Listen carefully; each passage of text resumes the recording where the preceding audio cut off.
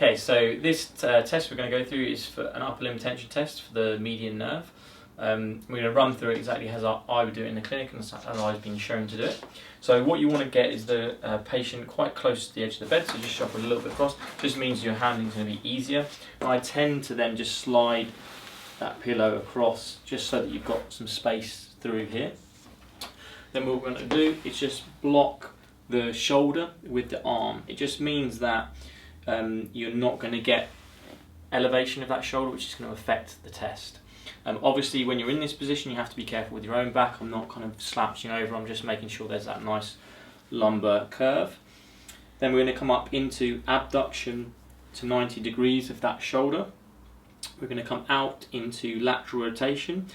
And I don't know if you can see on the video here, but PJ is a little bit restricted into that lateral rotation. So we're just going to go into where he can do. Then we're going to supinate the hand and extend the wrist. Just put the little finger or the fingers onto those fingers so you maintain that extension. And then what we're going to do from this position is just extend the elbow, asking PJ, how does that feel? It's all good.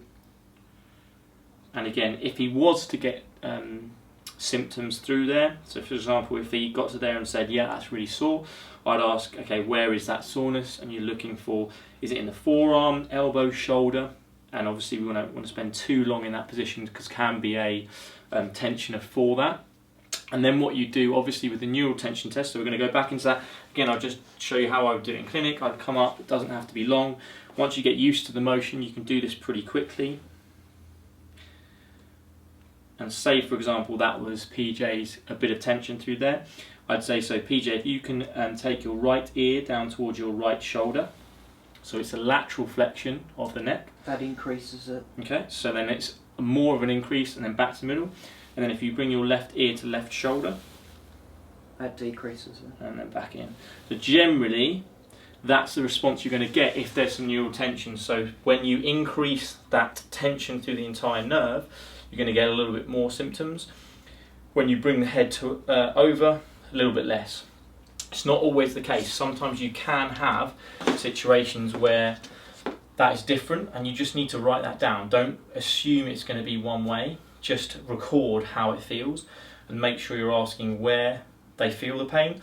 Obviously if it's a shoulder neck type issue, you want to see, is it more in the shoulder, is it more in the neck as it relates to their problem, so you can see whether, okay, is it maybe a little bit more tension in that nervous system around the shoulder or around the neck. The other thing that I would go through with them as well is a score out of 10. So it's quite nice, you can objectively mark that with an amount of extension. So if they've got, say, 50 degrees elbow extension at the end of the movement, you can mark that down and hopefully then improve that with your treatment. The other thing you can do is say, how does that feel out of 10? And then you can see how that goes as you go on with your further treatment.